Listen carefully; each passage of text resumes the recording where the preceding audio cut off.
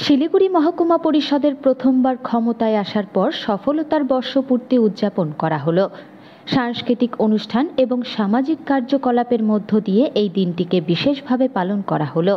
তুলে ধরা হলো বিগত এক বছরের মহকুমা এলাকায় উন্নয়নের খতিয়ান এবং আগামীতে উন্নয়নমূলক প্রকল্প পরিকল্পনা।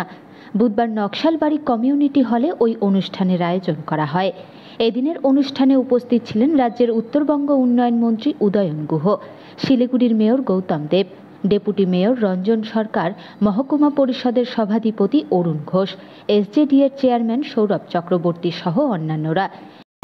খানিকটা শিহরিত করেছেন, সেটা হচ্ছে আমাদের ছাত্র জীবনের শুধুমাত্র পশ্চিমবাংলা নয়, দেশ এবং সারা বিশ্ব জুড়ে আলোড়ন তোলা নকশালবাড়িতে টানা পড়া নকশালবাড়ি এবং আজকে চাক্ষুষ দেখা নকশালবাড়ির মধ্যে যে আসমান জমিন ফারাক, সেটাও উপলব্ধি করতে পেরেছে। এই উপলব্ধিটা তাদের যে ব্লকগুলো আছে, নানা আর্থিক সমস্যার মধ্যে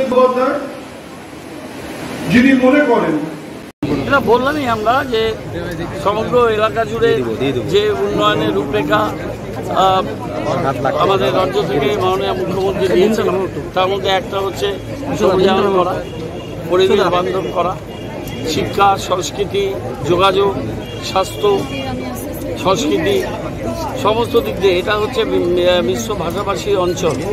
এখানে আদিবাসী সম্প্রদায় আছে, রাজবংশী সম্প্রদায় আছে, নেপালি ভাষাভাষী মানুষ আছেন, জেনারেল কাস্টের লোকেরা আছে, অবাঙালি হিন্দি ভাষাভাষী মানুষ আছেন। সবাইকে নিয়ে একসাথে পথ চলা, কাজ করা। এটা আন্তর্জাতিক সীমানা আছে, বাংলাদেশ, নেপাল এবং বিহারের বর্ডার আছে। অত্যন্ত গুরুত্বপূর্ণ জায়গা, বিশ্ববিদ্যালয়, মেডিকেল কলেজ, প্রচুর শিক্ষা প্রতিষ্ঠান আছে। সুতরাং এই পুরো জায়গাটা মহকুমা পরিষদ এক বছর ধরে অত্যন্ত দায়িত্বের সাথে তারা কাজ করছে। আগামী দিনেও খুব ভালোভাবে, সুন্দরভাবে জল মানুষের বাড়িতে বাড়িতে পৌঁছে দেওয়া, সোলারের মাধ্যমে বিদ্যুৎটাকে আরও ভালোভাবে পৌঁছানো, প্রাথমিক শিক্ষা, মাধ্যমিক, উচ্চ মাধ্যমিক শিক্ষার পরিস্থিতি আরও উন্নয়ন করা, সমস্ত বিষয় নিয়ে অল ডেভেলপমেন্টের ব্যাপার নিয়ে মহকুমা পরিষদ কাজ করছে। আজকে বর্ষপূর্তিতে তারই খতিয়ান দেওয়া হলো এবং সেই প্রোগ্রামগুলো নিয়ে কীভাবে এগোনো হবে তা নিয়ে আলোচনা।